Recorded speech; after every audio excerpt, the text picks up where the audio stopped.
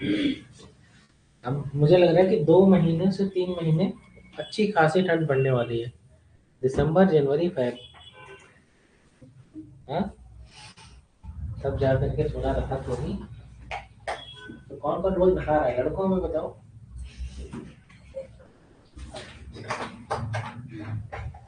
शिवान तो झूठ बोल रहा।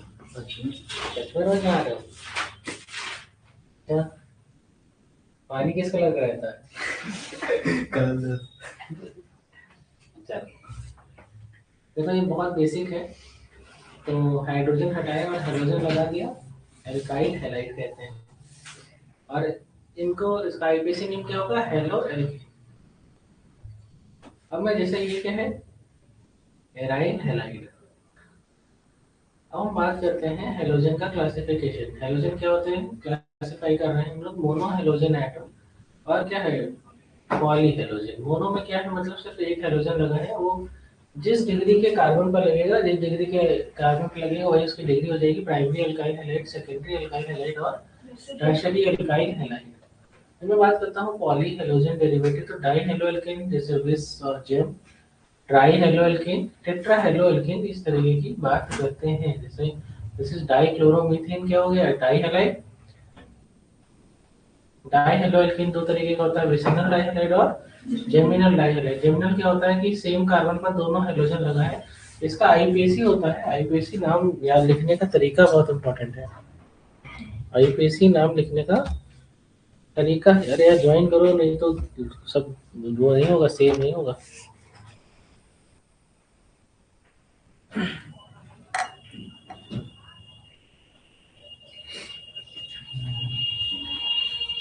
ठीक है, तो डाई हेलोजन डेरिवेटिव में क्या लिखते हैं, आईपीएसी लिखने का जो तरीका है वो देखो। वो क्या तरीका है कि, वो तरीका है एल्काइलिडीन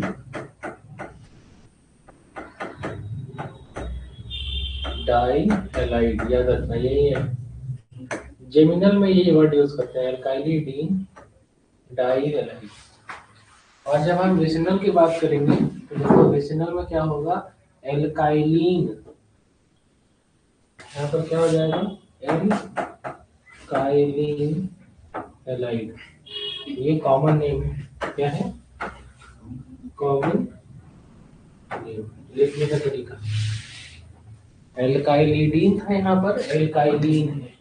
तो ये कॉमन नेम लिखने का तरीका आना चाहिए, एनसीईआरटी में दिया हुआ है।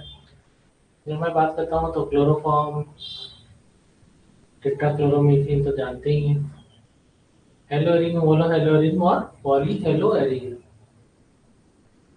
तो एक हेलोजन लगा है क्लोरोबेंजीन, यहाँ पर पॉली में क्या होगा, इस तरीके का ऑर्थो पैरा बेटा, हाँ, 1 1 1 2 1 3 है, 1 2 1 3 1 4, इस तरीके से। ये क्या है, 1 2 3 ट्राइक्लोरो बेंजीन, ये हो गया पॉली में आ गया। अब बात आती है, बात आ रही है कि हेलोजन मोनो हेलोजन कंपाउंड है, जिस कार्बन से लगा उस कार्बन की डिग्री sp3 है, sp2 है, sp है, मतलब कार्बन ट्रिपल बॉन्ड कार्बन है।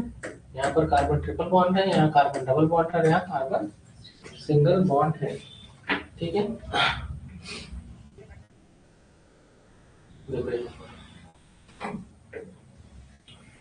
हेलोजन फ्लोरीन, क्लोरीन, ब्रोमीन और आयोडीन हो सकता है।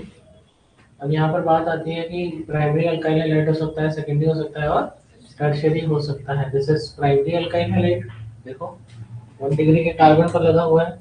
एलाइल क्या होता है, डबल बॉन्डेड कार्बन के बाद वाले कार्बन से लगा, तो ये एलाइल क्लोराइड भी कह सकते हो, कॉमन नेम है इसका, कोई समस्या नहीं है।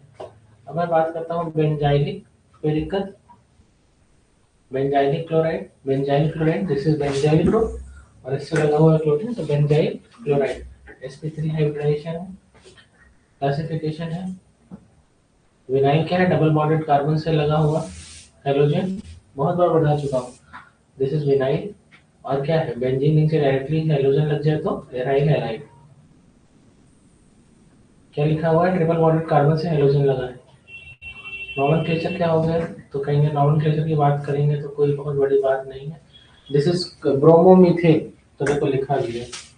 अब आगे बात करते हैं, दिस इज ब्रोमोइथेन, है ना, देखो लिखा हुआ है IPC। Okay, this is bromopropane, chloropropane. हाँ, ठीक है। अब इसकी बात करें तो 2 क्लोरोप्रोपेन। तो इसकी बात करेंगे तो क्या होगा, आई पहले आता है और ये एम है ना, तो लिखेंगे 1 2 3। तो 1 iodo 2 methyl propane, 1 iodo 2 methyl propane, देखो सही लिखा है। इसका नाम क्या हो जाएगा, तो 2 ब्रोमो ब्यूटेन। इसका नाम क्या हो जाएगा, 1 chloro 1 2 chloro 2 methyl propane, 2 chloro 2 methyl propane, 2 chloro 2 methyl propane. इसका नाम क्या हो जाएगा, 1 bromo 2,2 dimethyl propane, 1 bromo 2,2 dimethyl propane. Okay, यहाँ पे समझ में आ गया। This is क्लोरोइथीन। ओके, ये वाला क्या हो गया, 1 1 2 3 ब्रोमोप्रोपीन। पता है क्यों, मल्टीपल, सबसे पहली प्रायोरिटी किसको देते हैं, फंक्शनल ग्रुप को, फिर मल्टीपल बॉन्ड को, फिर हाइड्रोजन या सब्स्टिट्यूट फंक्शनल ग्रुप को। ठीक है, यहाँ पर क्या हो जाएगा, तो अगर नंबरिंग यहाँ से शुरू करोगे, 1 क्लोरो 2 मेथाइल बेंजीन। ठीक है, और देखो एक और शब्द यूज हो सकता है, ये इसको पूरा पूरे को टॉल्यूइन भी कर सकते हो। तो क्या लिखा है, 2 क्लोरो टॉल्यूइन, ये भी हो सकता है। ये पूरा टॉल्यूइन है, तो ये इस सेकंड कार्बन हो गया, ये भी नाम है। This is bromophenyl methane. क्या, यह कॉमन नेम क्या है, बेंजाइल ब्रोमाइड। तो 1 1 डाइक्लोरो इथेन, इसका नाम क्या होगा, 1,2 डाइक्लोरो इथेन, है ना। चलो, सीखते ऐसे ही तुम खुद ही बता सकते हो, 1 1 डाइक्लोरो इथेन, दिख रहा है ना, इसको कहेंगे 1, इसको कहेंगे 2। तो 1 1 डाइक्लोरो, अच्छा IPC लिखने के लिए locant plus plus root word plus primary suffix plus, अच्छा ये हेलोजन क्या होता है, प्रीफिक्स, है ना। और किस कार्बन में वर्ड, 1,1 डाई क्लोरो, और 2 कार्बन मतलब इथेन, है ना।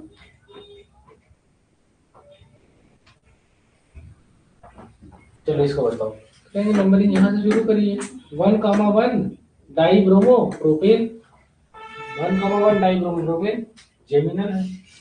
ये क्या होगा, ये भी जेमिनल ही है, लेकिन 1 2 3 2,2 die bromo propane, 2,2 die bromo propane. समझ में आ रहा है, इसका क्या हो जाएगा, 1 2 3 1,2 डाई आयोडो प्रोपेन। ठीक है, क्लोरोफॉर्म CH3, तो क्या कहेंगे, 1,1,1 ट्राइक्लोरोमीथेन, है ना, tri iodo methane, iodoform tetrachloromethane. कह रहे किसी भी एल्काइल हैलाइड में, किसी भी एल्काइल हैलाइड में एग्जाम के लिए क्या कहेंगे, 2 की power n minus 2, total number of isomer possible कैसे निकालेंगे, 2 की पावर n माइनस 2। तो क्या हो जाएगा, n क्या बताता है, नंबर ऑफ कार्बन एटम। अब ये सब देखते जाओ, बस सीखते जाओ। तो भैया ये लेस इलेक्ट्रोनेगेटिव है, ये मोर इलेक्ट्रोनेगेटिव है, हाइड्रोजन तो इसके ऊपर नेगेटिव चार्ज, इसके ऊपर पॉजिटिव चार्ज।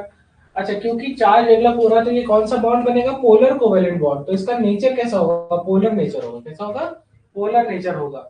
बात समझ में आ गई।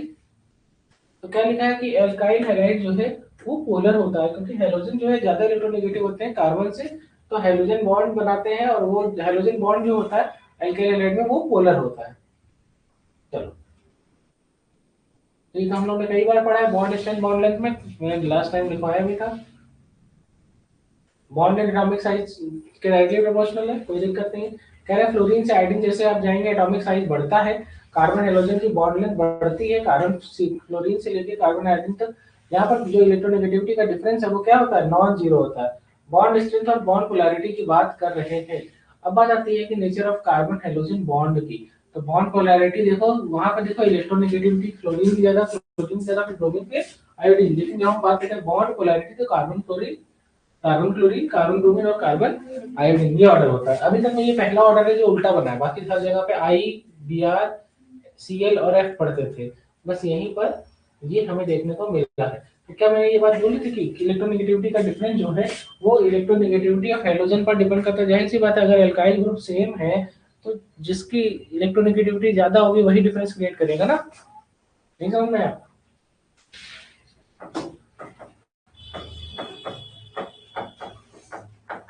ठीक है,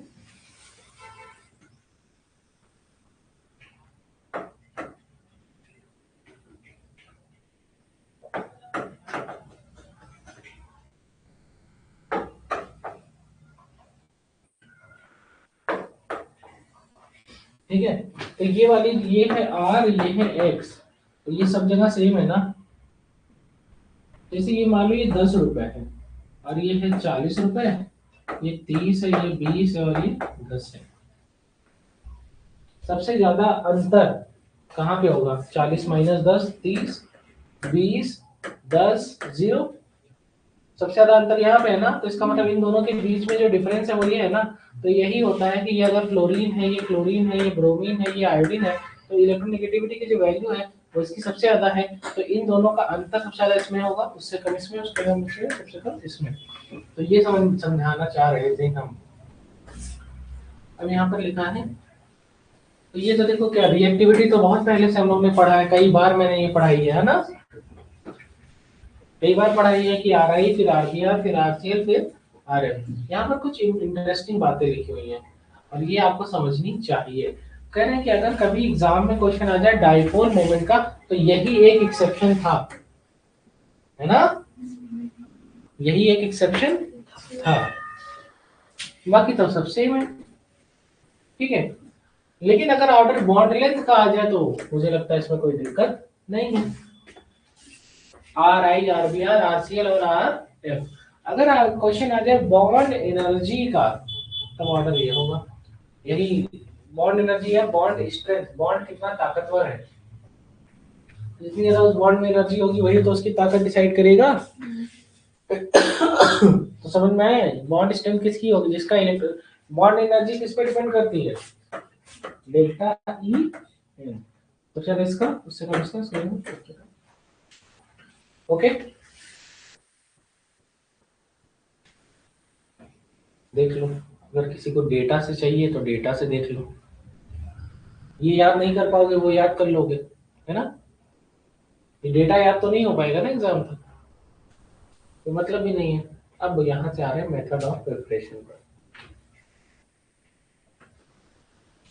बहुत इंपॉर्टेंट, सबसे ज्यादा इंपॉर्टेंट यही है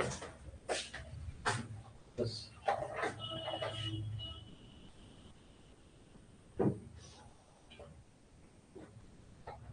एल्कोहल से OH माइनस हटाना है और हेलोजन लगाना है।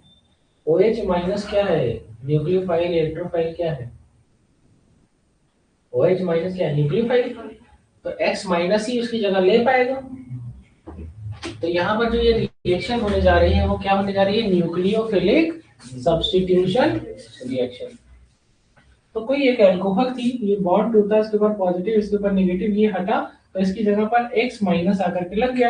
ये क्या बन जाएगा, R प्लस X माइनस, मिलकर क्या बनाएंगे, RX। क्या बनाएंगे, बात समझ में आ रही है? तो यहाँ पर देखो क्या हुआ कि अल्कोहल जब भी HX से रिएक्ट करता है, कब, यहाँ पर रिएजेंट क्या है, एनहाइड्रस जिंक क्लोराइड। तो ये क्या देता है, एल्काइल हैलाइड बनाता है बाय डिहाइड्रेशन, बाय डिहाइड्रेशन। अब यहाँ पर लिखा है बाय, समझ में आया, यहाँ से है X माइनस और ये प्लस माइनस प्लस, तो ये दोनों साथ में आ गए और ये यहाँ आ गया। ओके, देखा है कि जो कंसंट्रेटेड जो रिएजेंट है, रिएजेंट की बात कर रहे हैं, इसकी बात कर रहे हैं, concentrated zinc HCl anhydrous zinc chloride, इसी को कहते हैं ल्यूकास रिएजेंट। क्या कहते हैं? अगर हम ल्यूकास रिएजेंट में और अल्कोहल ले लें तो ये प्रोसेस का नाम है ग्रूस प्रोसेस। बात समझ में आ रही है? ये जो प्रोसेस है ये ग्रूस प्रोसेस है, लेकिन इसके रिएजेंट का एक कॉमन नाम है ल्यूकास रिएजेंट। ल्यूकास रिएजेंट कहाँ यूज करते हैं? अल्कोहल के टेस्ट में। हाँ, प्राइमरी अल्कोहल है, सेकेंडरी अल्कोहल है, पढ़ा होगा अल्कोहल फिनॉल ईथर नाम के चैप्टर में। अब यहाँ पर क्या लिखा हुआ है? यहाँ पर एक बात लिखी हुई है एसिडिक स्ट्रेंथ की। क्या लिखी हुई है? तो सबसे ज्यादा HI की, फिर HBr की, फिर HCl की, फिर HF की। अब HF के बारे में कुछ प्रॉपर्टीज लिखी हुई है। HF की एसिडिक स्ट्रेंथ सबसे कम क्यों होती है? क्योंकि इसकी जो Ka की वैल्यू है, क्योंकि आपको पता है acidic strength is directly proportional to -I - R, directly proportional to K, inversely proportional to pKa। ठीक है, ठीक है। अब यहाँ पर बात आती है कि इसकी K की वैल्यू बहुत कम है, इसलिए इसकी एसिडिक स्ट्रेंथ सबसे कम। ये बहुत ज्यादा स्टेबल है। अब ये एक्स्ट्रा स्टेबल है क्यों? क्योंकि ये इंटरमॉलिक्यूलर हाइड्रोजन बॉन्ड बनाता है। दिखाने जा रहा हूँ क्योंकि ये क्या बना रहा है। ये एक मूवी है, वही भाभी जी घर पे वाली बात बोल रहा हूँ ना, ठीक है? तो समझ लो ये है अंगूरी भाभी, ठीक है? और ये है, ये गोरी मैम है। हाँ, जानते नहीं होंगे आप लोग, ये सब नहीं देखे होंगे, ठीक है? ये गोरी मैम है। तो इनके हस्बैंड है विभूति, और ये है मतलब लड्डू के भैया। अब यहाँ पर क्या है कि विभूति का अट्रैक्शन है अंगूरी भाभी की तरफ। तो पूरे कॉन्सेप्ट में यही है, यही चल रहा। ये पूरा मोहल्ला खुश है। ये पूरा मोहल्ला कहीं किसी कहीं घूमने नहीं जाते हैं कोई लोग, सब वहीं रहना चाहते हैं। कोई किसी, क्यों? क्योंकि यहाँ पे अट्रैक्शन फोर्स यहीं पे है, ठीक है? और चलो कोई दूसरा घर है, जैसे मान लो वो जो इंस्पेक्टर है, ये है, वो है, तो एक बात समझिए, यहीं पे सब अट्रैक्शन चल रहा है। ये कोवैलेंट बॉन्ड बना रखे हैं, लेकिन सेम मॉलिक्यूल में अट्रैक्शन नहीं हो रहा। हाँ, गोरी में बहुत पढ़ी लिखी है, लेकिन इनको कम पढ़ी लिखी वाली में अट्रैक्शन है। और ये लड्डू भैया बिल्कुल पढ़े नहीं लिखे हैं, उनको किसमें है? एकदम पढ़ी लिखी। तो बात समझिए कि यहाँ पर एक्स्ट्रा स्टेबिलिटी हो रही due to intermolecular hydrogen bonding. और ये इंटरमॉलिक्यूलर हाइड्रोजन बॉन्डिंग से स्टेबिलिटी बढ़ती है और वोलेटिलिटी घटती है, मेल्टिंग पॉइंट बढ़ता है। और जब बात आ रही थी स्टेबिलिटी की, तो लिखा भी है ड्यू टू इंटरमॉलिक्यूलर हाइड्रोजन, ठीक है? डायरेक्टली प्रोपोर्शनल टू के, इनवर्सली प्रोपोर्शनल टू पीके। तो रिएक्शन का नाम है या प्रोसेस का नाम है ग्रूस प्रोसेस, और रिएजेंट का नाम है ल्यूकास। लिखा हुआ है कि अगर हम अल्कोहल से करा रहे हैं तो कुछ इंपॉर्टेंट पॉइंट, तो ये बात मैंने नीचे पढ़ा दी पीछे। हाँ, अब ये क्या लिखा है कि जो रिएक्टिविटी ऑर्डर है अल्कोहल का HX के साथ, रिएक्टिविटी ऑर्डर जो अल्कोहल का है HX के साथ, वो क्या है? डायरेक्टली प्रोपोर्शनल है stability of carbocation, directly proportional to stability of carbocation. अच्छा, वहां पे R प्लस बनाते हैं, याद करो RH में। तो ये अगर टर्शरी होगा तो बहुत जल्दी देगा, फिर सेकेंडरी होगा, फिर प्राइमरी होगा, फिर CH3OH होगा। तो ठीक है, तो यहाँ पर बात आ रही है इसकी डिग्री की। तो क्या समझ में आ गया कि directly proportional to stability of carbocation. अब बात करते हैं यहाँ पर, ये देखो ये डार्जेंस प्रोसेस है। यहाँ पर कुछ हुआ नहीं है, यहाँ पर कुछ हुआ नहीं है। ज्यादा अच्छा प्रोसेस क्यों माना गया? इसके पीछे का सिर्फ एक कारण है कि यहाँ जो बाई प्रोडक्ट है, क्या है? वो गैसियस स्टेट के हैं, तो वो क्या होंगे? निकल जाएंगे। तो प्योर जो भी तुमको एल्काइल हैलाइड मिलेगा वो प्योर मिलेगा। तो देखो यहाँ पर ये जो दो बाई प्रोडक्ट है, दोनों उड़ जाएंगे, तो कंटेनर में क्या मिलेगा? सिर्फ एल्काइल हैलाइड। तो सेपरेट, तो क्या लिखा है? Very good method to obtain alkyl halide या एल्काइल क्लोराइड। इस प्रोसेस कहते हैं डार्जेंट प्रोसेस। बहुत ही अच्छा मेथड है, क्योंकि एल्काइल हैलाइड जो भी बनेगा इसके जो बाई प्रोडक्ट है वो वेपर स्टेट में होते हैं और वो वहां से निकल जाते हैं। ओके, चलो अब ये है आपकी रिएक्शन, पूरी रिएक्शन की मैकेनिज्म। यहाँ पर समझो एक बात, यहाँ पर देखो क्या लिखा है, दिस इज ROH एल्कोहल। यहाँ पे alkyl, tertiary, secondary, primary, methyl कुछ भी हो सकता है। सबसे पहले कौन सा बॉन्ड टूटेगा, तो पहले सर ये बॉन्ड टूटेगा, और यहाँ पे कौन सा बॉन्ड टूटेगा, ये बॉन्ड टूटेगा। तो यहाँ पर ये इसके ऊपर अटैक कर रहा है। अब यहाँ पर एक इंटरमीडिएट सिचुएशन बन रही है, जहां फिर ये इंटरमीडिएट सिचुएशन बन रही है। इस इंटरमीडिएट सिचुएशन के बाद ये बॉन्ड टूट जाएगा, और यहाँ पर क्योंकि इस वाले केस में कार्बन और ऑक्सीजन बॉन्ड टूटा है, कार्बन और ऑक्सीजन बॉन्ड टूटा है। ठीक है, हमने यहाँ पर रिएजेंट लिया ZnCl2 plus HOH, zinc hydroxide बना। अब यहाँ पर क्या बनेगा, यहाँ पर क्लोरीन आकर के लगेगा और क्या बनेगा, RCl। क्या बनेगा, RCl, और हमारा बाई प्रोडक्ट क्या बनेगा, पानी। क्या बनेगा, पानी। अब लिखा हुआ है, अगर मैं रिएक्टिविटी ऑर्डर की बात करूं तो कौन सा ये टर्शियरी अल्कोहल ना, सेकेंडरी अल्कोहल, इसके बाद ये प्राइमरी अल्कोहल, ये मिथेनॉल।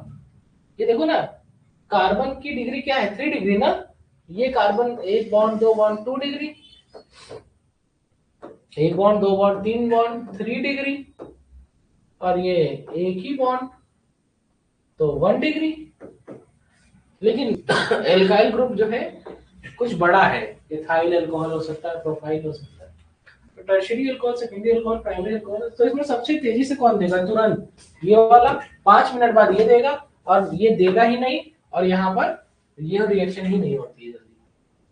अब यहाँ पर लिखा है कि हैलोजिनेशन और इन alcohol is regular proportional to stability of carbocation. तो लिखा है कि this rate of reaction is used in determination of degree of alcohol. किस चैप्टर में पढ़ाएंगे, अल्कोहल, फिनॉल, ईथर में। तो इसी टेस्ट को कहते हैं ल्यूकास टेस्ट। अगर टर्शियरी अल्कोहल होगी तो टर्बिडिटी तुरंत देखने को मिलेगी, अगर सेकेंडरी अल्कोहल होगी तो 5 मिनट के बाद देखने को मिलेगी, अगर प्राइमरी अल्कोहल होगी तो रूम टेम्परेचर पर कोई टर्बिडिटी नहीं मिलेगी, हमको बहुत ज्यादा हीट देना पड़ेगा। ठीक है, चलो अब यहाँ पर एक शब्द लिखा हुआ है, प्रोटोनेशन ऑफ HCl। आप लोग के एग्जाम में आता नहीं है मैकेनिज्म, लेकिन जानते रहिए क्या हो रहा है,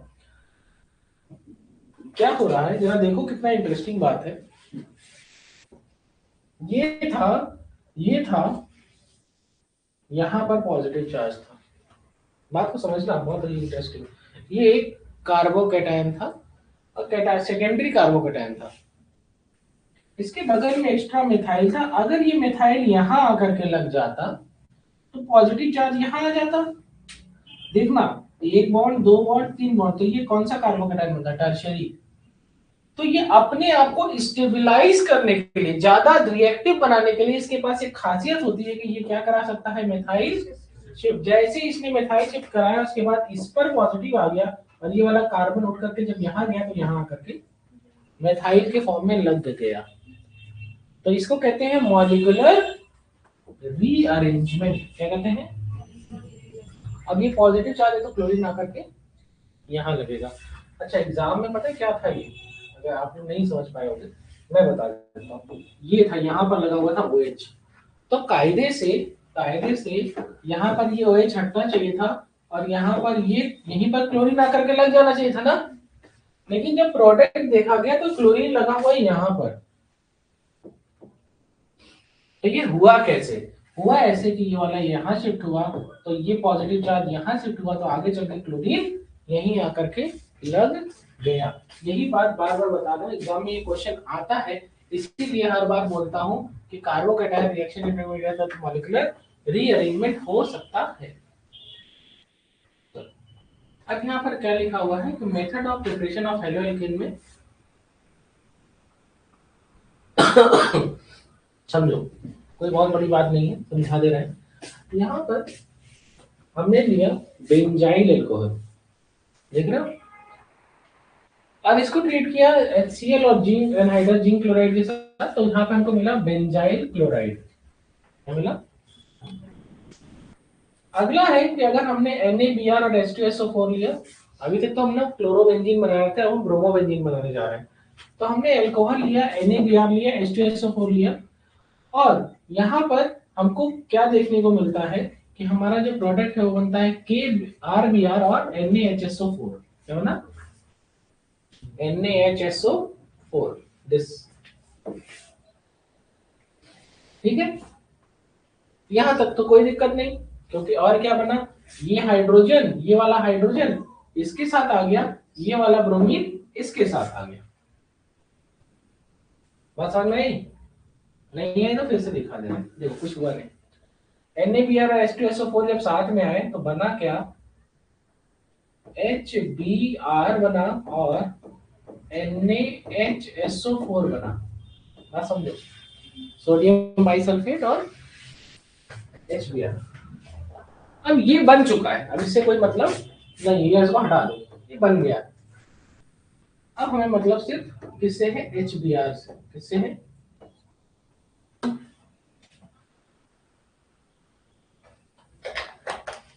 तो HBr पानी में टूटेगा H प्लस और Br माइनस में, और ये टूटेगा R प्लस और OH माइनस में। तो ये यहाँ पर Br माइनस आ गया और यहाँ पर ये आ गया, तो इसको H प्लस और OH माइनस मिलकर HOH बना दिए, NaHSO4 बन चुका था, और R प्लस और Br माइनस मिलकर RBr बना लिए, अल्काइल ब्रोमाइड मिल गया, आया ना।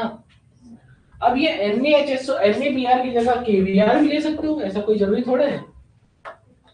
तो ये क्या बन जाएगा, यहाँ पर क्या बन जाएगा, तो कहेंगे सर जब तुम NaBr की जगह KBr ले लोगे तो यही बन जाएगा KHSO4, क्या बन जाएगा, और H2O बन जाएगा, और ये बन जाएगा C2H5Br। देखो ये प्रोडक्ट बन भी गया, है ना। आ रहा है कुछ, मतलब समझ में आ रहा है कि नहीं? थोड़ा टाइम बचाने के लिए आप लोग के लिए सब लिखा हुआ है, ताकि बस आपको कॉन्सेप्ट समझ में आना चाहिए। एक बात और है, इस मेथड से सिर्फ ब्रोमीन एल्काइल ब्रोमाइड बना सकते हैं, इसके पहले वाले मेथड से एल्काइल हैलाइड या एल्काइल क्लोराइड बना सकते हैं, लेकिन अभी एल्काइल आयोडाइड नहीं बन रहा, किसी मेथड से अभी एल्काइल आयोडाइड मैंने नहीं बनाया। तो एल्काइल आयोडाइड के लिए एक स्पेशल रिएजेंट होता है, वो होता है Ki और H3PO। इसके अगर और कुछ लोगे तो नहीं बनेगा। तो यहाँ पर क्या बना, HI बना और I माइनस, यही I माइनस किसके साथ आएगा, R प्लस के साथ, और क्या बना लेगा, RI, क्या बना लेगा। बात समझ में आ रही है? बिल्कुल वैसी ही रिएक्शन है सब कुछ, बस यहाँ पर क्या जाएगा, KI जब वहां पर बनेगा,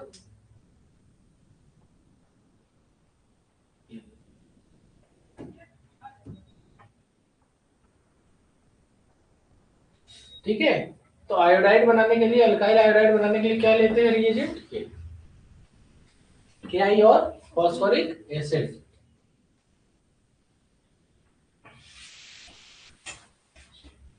अब देखो रिएजेंट लिया हमने PCl3 PCl5, ठीक है, ठीक है। यहाँ पर क्या लिखा है, from alcohol with reagent such as PCl3 PCl5 और SOCl2। अच्छा PCl3, अरे SOCl2 वाला तो देख लिए थे। यहाँ पर देखो जब तुम लोगे रिएजेंट PCl3, जब तो तुम्हारा इंपॉर्टेंट है, एग्जाम में बाई प्रोडक्ट में फोकस होता है, फास्फोरस एसिड क्या बनता है, ठीक है। तो मतलब ये है, यहाँ पर क्लोरीन आकर के लग जाएगा, तो तुम मुझे लग रहा है इट इज वेरी अंडरस्टैंडेबल कि यहाँ पे RCl बनेगा। बस अंतर यह करता है कि यहाँ 3 मोल के लिए बात होती है, तो यहाँ कितना बनेगा, 3 मोल। जैसे ये लिखा हुआ है तो यहाँ पर Cl लग जाएगा, लेकिन यहाँ बनेगा 3 मोल के लिए, कितने मोल के लिए, 3, तो ये भी 3 मोल बनेगा। बात समझ रहे हो? तो यहाँ पर अभी कोई दिक्कत नहीं है, अब बाई प्रोडक्ट बनेगा फास्फोरस एसिड, क्या बनेगा, फास्फोरस एसिड। ये है PCl3 जब लोगे, मतलब कहने का मतलब क्या है कि अगर PCl3 लिख के चला है, यहाँ पर लिख के चला है PCl3, तो तुमको ये पता होना चाहिए कि यहाँ पर बनेगा RCl, लेकिन बाई प्रोडक्ट जो है वो बदल जाएगा। यहाँ फास्फोरस एसिड है, तो अगले में देखना, फास्फोरस एसिड की जगह क्या बन रहा है, फास्फोरिल क्लोराइड, क्या बन रहा है। बात समझ में आ गई? एग्जाम में कई कई बार ऐसा होता है कि कभी PCl3 लिखा होता है, कभी PCl5 लिखा होता है, यहाँ पर पूरा लिख के आता है प्लस प्लस प्लस। तो एक चीज तो तुम बना लोगे कि क्योंकि ये क्या देगा, क्लोराइड आयन देगा, तो RCl बना लोगे। वहां पे सीधे H3PO3 बन रहा था, या HCl और POCl3 बाई प्रोडक्ट बनेगा, बस ये इंपॉर्टेंट है और कुछ इंपॉर्टेंट नहीं है और सब कुछ सेम है। ठीक है।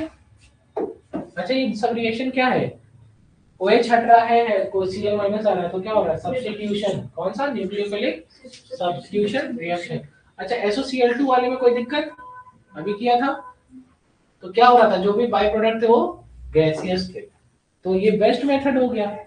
तीन मेथड से तुमने बनाया, एक में बाई प्रोडक्ट PCl3 जब लिया तो क्या बनाया RCl और H3PO3। दूसरे मेथड में क्या किया, फास्फोरिल क्लोराइड बना, POCl3 HCl बना और RCl बना। तीसरे मेथड में HCl बना, SO2 बना और RCl बना। लेकिन इन तीनों मेथड में सबसे बेस्ट मेथड कौन है, तीसरा वाला SOCl2। डार्जन प्रोसेस कहते हैं, क्या कहते हैं, डार्जन प्रोसेस कहते हैं। कह रहे रिएक्टिविटी ऑर्डर इसमें क्या रहेगी, तो क्योंकि न्यूक्लियोफिलिक सब्स्टिट्यूशन रिएक्शन है, रिएक्शन इंटरमीडिएट कार्बोकैटायन बन रहा है, तो रिएक्टिविटी ऑर्डर क्या होगी 3 to 1, क्योंकि R प्लस बन रहा है ना, तो ये कार्बोकैटायन ही तो है और कार्बोकैटायन की रिएक्टिविटी ऑर्डर यही होती है। ये पढ़ो, एक मिनट आ रहा है।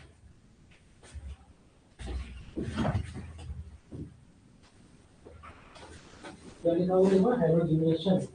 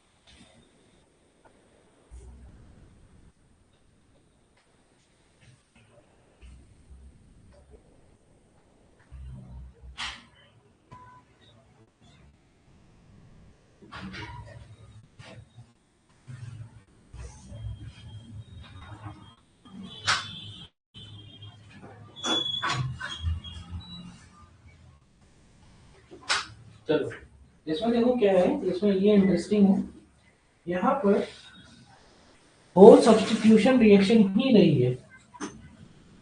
अब रिएक्शन के कुछ नाम है, देखो सबसे पहला केस है क्या, कि जहां पर कोई हाइड्रोकार्बन है, कोई हाइड्रोकार्बन है और उसका कार्बन हाइड्रोजन बॉन्ड टूटा, और वहां पर क्या हो रहा है, आकर के क्या लगेगा,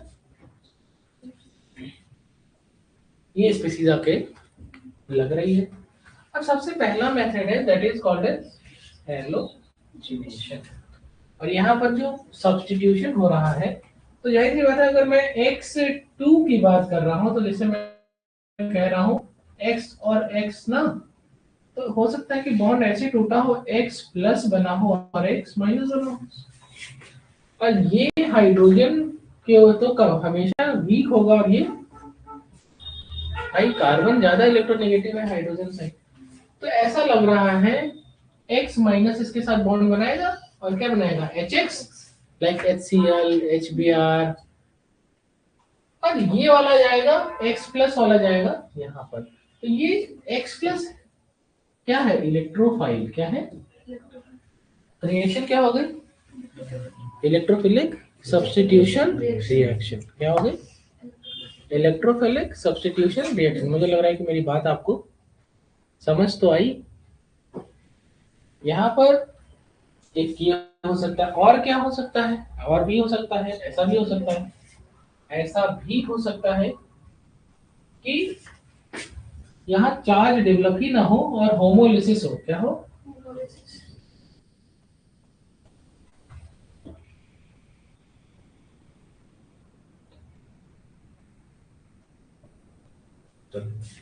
ऐसा भी हो सकता है कि ये बॉन्ड एकदम ऐसे टूटे और यहाँ पर फ्री रेडिकल बन जाए, और यहाँ भी इस तरीके से ऐसे और ऐसे बन जाए, तो यहाँ पर ये आकर के लग जाए और यहाँ पर ये आकर के लग जाए, मतलब H और Cl HCl बना ले, और यहाँ पर ये आकर के लग जाए C।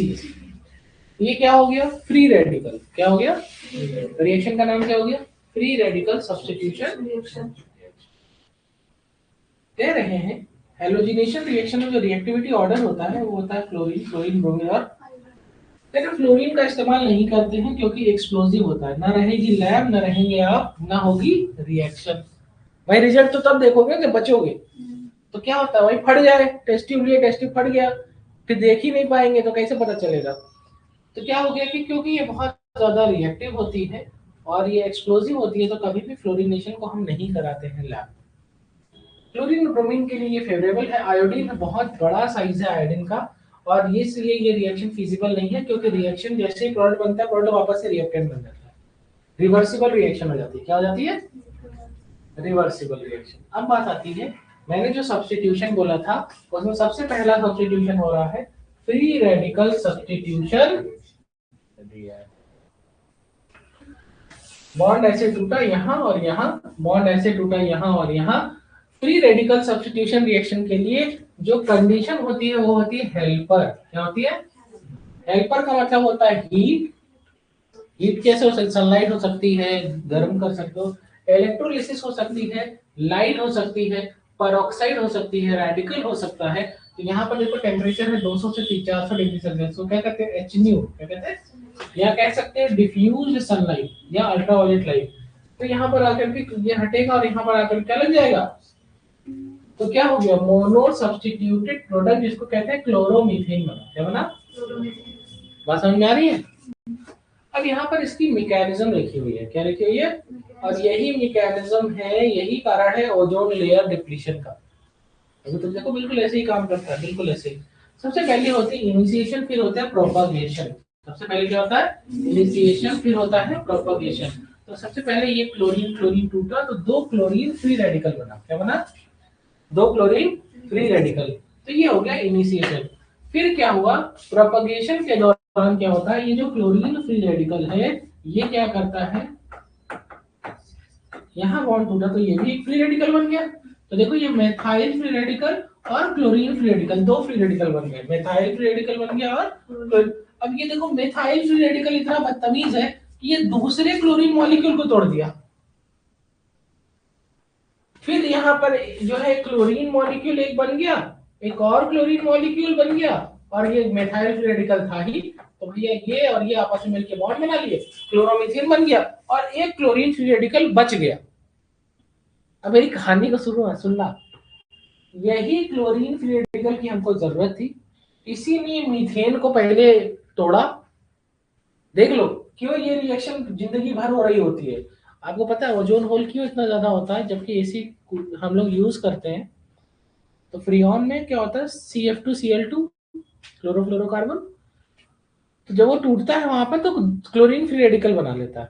तो अब यहाँ पर उड़ते हैं फ्यूम्स, एसी की गैस लीक हुई, ऊपर गई एयर में। अब वो नुकसान नहीं कर रही लेकिन एयर में जा रही है, यहाँ पर पहुंच गई वहां पर स्ट्रेटोस्फीयर में। स्ट्रेटोस्फीयर में जाते जाते जो वहां पर वो क्लोरीन फ्री रेडिकल बन जाती है इसी तरीके से। और ये क्लोरीन फ्री रेडिकल क्या करती है? ओजोन मॉलिक्यूल को ढूंढ लेती है। किसको ढूंढ लेती है? ओजोन मॉलिक्यूल को। और ये इसको तोड़ देती है नेसेंट ऑक्सीजन और ऑक्सीजन में। अच्छा, ये अल्ट्रावायलेट रेज को रोक सकता है, ये नहीं रोक सकता। और आखिरी में जैसे ये क्लोरीन फ्री रेडिकल बच गया था वैसे फिर से वो बच जाता है। जब ये बच जाएगा तो फिर से यही, ये देखो ये आदमी बच गया और फिर से वो यहाँ आएगा, इस जगह इसकी पोजीशन ले लेगा, अब फिर से ये अगले मीथेन को तोड़ेगा तो वैसे वो फिर से दूसरे ओजोन को तोड़ेगा।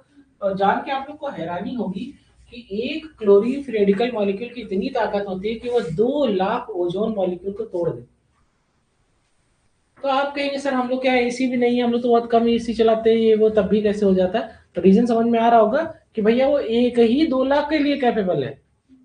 बात समझ में आ गई? तो ये पहला होता है इनिशिएशन, दूसरा होता है प्रोपागेशन, इसके बाद आती है टर्मिनेशन। ठीक है, अब यहाँ एक तो वो बन गया, एक तो क्लोरोमीथेन बन गया, एक प्रोडक्ट तो ये बन गया। और देखो फिर से एक्स्ट्रा मेथाइल रेडिकल फिर बच गया, क्योंकि ये क्लोरीन बच जाएगा, घूम करके इसके पास आएगा, फिर से क्या बनेगा, मिथाइल रेडिकल बच गया, और भी बनाएगा, तो क्या होगा कि कुछ एक्स्ट्रा मेथाइल रेडिकल और बन चुके होंगे, तो वो दोनों आपस में बॉन्ड टर्मिनेशन के दौरान क्या बना लेंगे, इथेन। क्या बना लेंगे, इथेन। तो इसका मतलब सिर्फ क्लोरोफॉर्म क्लोरोमीथेन ही नहीं बनेगा, और भी बाई प्रोडक्ट बनेंगे। ओके, चलो वो ये तो केस ऐसा था जब हमने क्लोरीन मीथेन भी एक्सेस में ले लिया और क्लोरीन गैस भी एक्सेस में ले लिया, मीथेन भी एक्सेस में ले लिया और क्लोरीन गैस भी एक्सेस में ले लिया। तो क्या क्या बन सकता है, तो कहेंगे क्लोरोमीथेन बन सकता है, डाइक्लोरोमीथेन बन सकता है, क्लोरोफॉर्म बन सकता है, टेट्राक्लोरोमीथेन बन सकता है।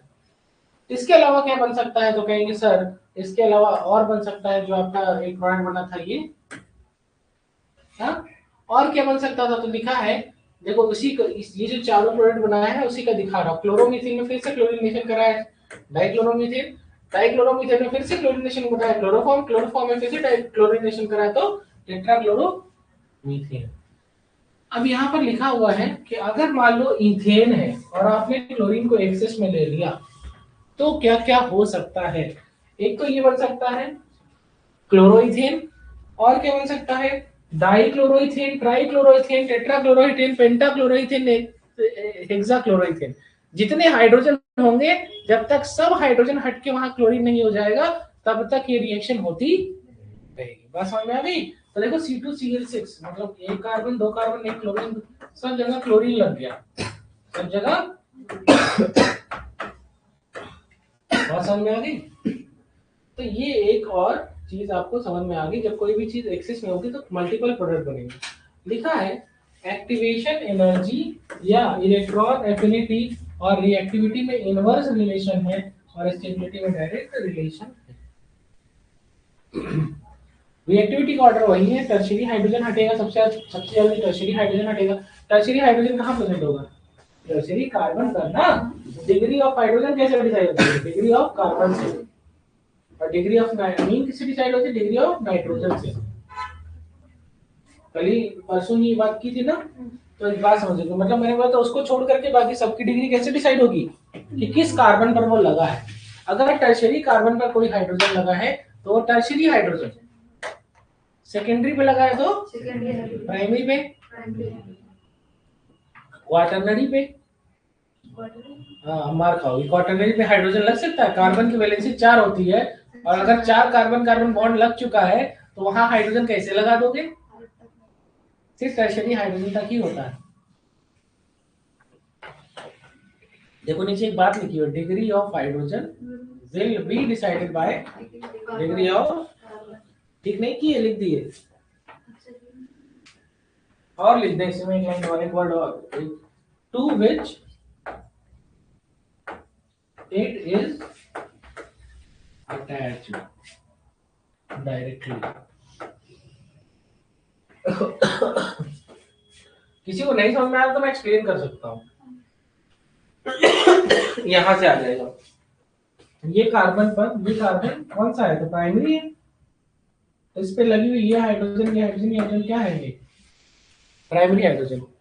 ये कार्बन क्या है, दो कार्बन कार्बन वाले सेकेंडरी है ना, तो इस पे लगी हुई हाइड्रोजन क्या होगी, बात समझ में आ गई?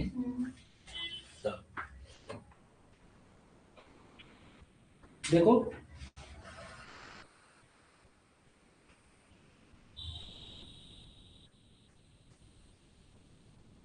ये एक देख,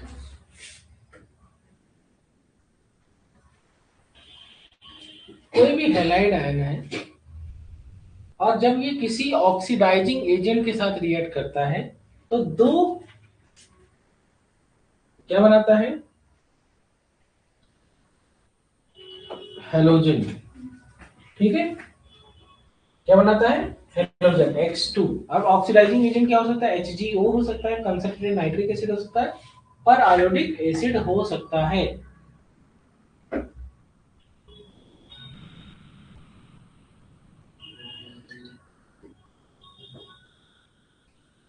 अब देखो क्या मैंने आपको ये पढ़ाया, मैंने आपको हेलोजिनेशन के बारे में बताया।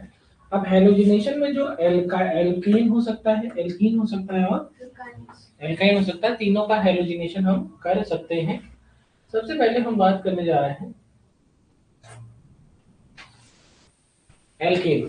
एल्केन में क्या कराने जा रहे हैं, क्लोरीनेशन। क्या कराने जा रहे हैं, और यहाँ पर रिएक्शन क्या हो जाएगी, क्या बोला था मैंने, फ्री रेडिकल। तो यहाँ पर क्या क्या बनेगा, RCl और HCl, ठीक है। तो जरा देखना यही प्रोडक्ट आपका बनके आएगा, कोई दिक्कत।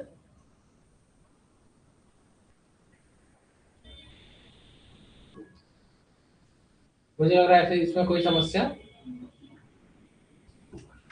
इस रिएक्शन में हमने किसको एक्सेस में लिया है, मीथेन को। किसको लिया एक्सेस में, अगर हम क्लोरीन को ले लेते तो क्या बनता, चार प्रोडक्ट बनते, क्या क्या, क्लोरोमीथेन, डाइक्लोरोमीथेन, ट्राइक्लोरोमीथेन और टेट्राक्लोरोमीथेन। सब हाइड्रोजन हटता, सब जगह क्लोरीन लगता। जैसे अगर ये हम एक्सेस में ले लेते हैं तो यहाँ पर एक तो ये बना, दूसरा बनता है CH2Cl2, तीसरा बनता है CHCl और चौथा बनता है CCl। इसके पहले यही तो सिखाया था, ठीक है।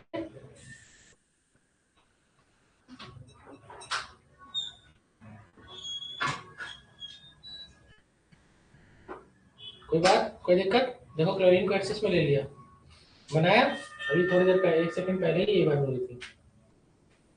एक बात लिखी हुई है, in case of higher alkane monohalogenation give mixture of possible haloalkane like all type of hydrogen atom like primary secondary tertiary है।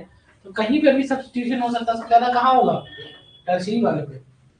चलो ये क्वेश्चन देखना, बहुत अच्छा क्वेश्चन है। अब यहाँ पर ये लिया हमने और रीजन देखा, कुछ किया नहीं है, जब समझना। अब यहाँ पे क्या क्या प्रोडक्ट हो सकता है, ये सेकेंडरी कार्बन है ना, और ये प्राइमरी कार्बन है। तो इस पर लगी हुई हाइड्रोजन प्राइमरी हाइड्रोजन, ये वाली, अगर ये हटेगी और क्लोरीन यहाँ लगेगा तो क्लोरोमीथेन क्लोरोप्रोपेन बनेगा। और अगर ये यही रहे और ये हट जाए, ये हाइड्रोजन हट जाए तो 2 क्लोरोप्रोपेन बनेगा। तो इसमें सेकेंडरी हाइड्रोजन वाला मेजर प्रोडक्ट बनेगा, क्या बनेगा, ज्यादा। ये दो बन रहे हैं लेकिन मेजर प्रोडक्ट क्या होगा, सेकेंडरी वाला। तो 2 क्लोरोप्रोपेन, देखो यहाँ पर दो प्रोडक्ट बने, देखो ज्यादा संख्या में कौन है, समझ में आ गया मुझे लग रहा है।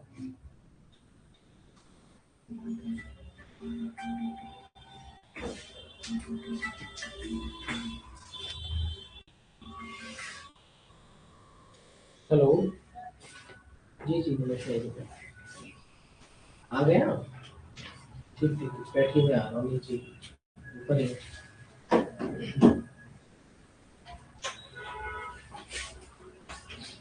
यहाँ पर देखो, यहाँ पर है, हो क्या रहा है, ब्रोमिनेशन, क्या हो रहा है, तो वही सेम रिएक्शन है, हाँ, इसमें कोई ऐसी बड़ी बात नहीं है।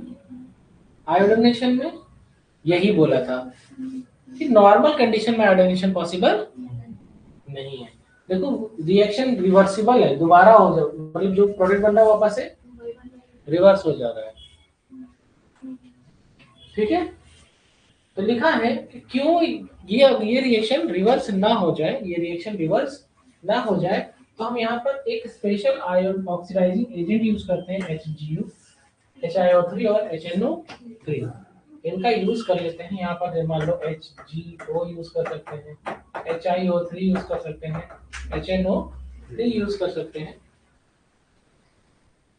अब बारी आती है एथाइलिन, मतलब एल्कीन से का क्लोरीनेशन। तो दो चीज बन सकती है। यहाँ पर सबसे पहले क्या बना है, अगर हमने CCl4 रिएजेंट लिया है तो यहाँ बना है डाइक्लोरो, मतलब विस डाइहैलाइड, विस डाई ठीक है, क्या क्या बन सकता है, विस और जेम, क्या क्या बन सकता है, विसिनल और जेमिनल। तो अब बात आती है, यहाँ से हम लोग नेक्स्ट क्लास में पढ़ेंगे। ठीक है, बहुत खास नहीं बचा टॉपिक में, मतलब यहीं तक ही बचा है, मतलब 131 है। आज मुझे लग रहा है कि 90 20 के आसपास स्लाइड हम लोगों ने पढ़ ली। वो वाली पीडीएफ अलग है क्या? ये वो केमिकल प्रॉपर्टीज की है, ये प्रिपरेशन की है। इसके पहले जो पढ़ाया था वो प्रॉपर्टीज पढ़ाया था, अब पढ़ा रहे प्रिपरेशन की, कैसे अल्काइल हैलाइड बनाएंगे। ठीक है।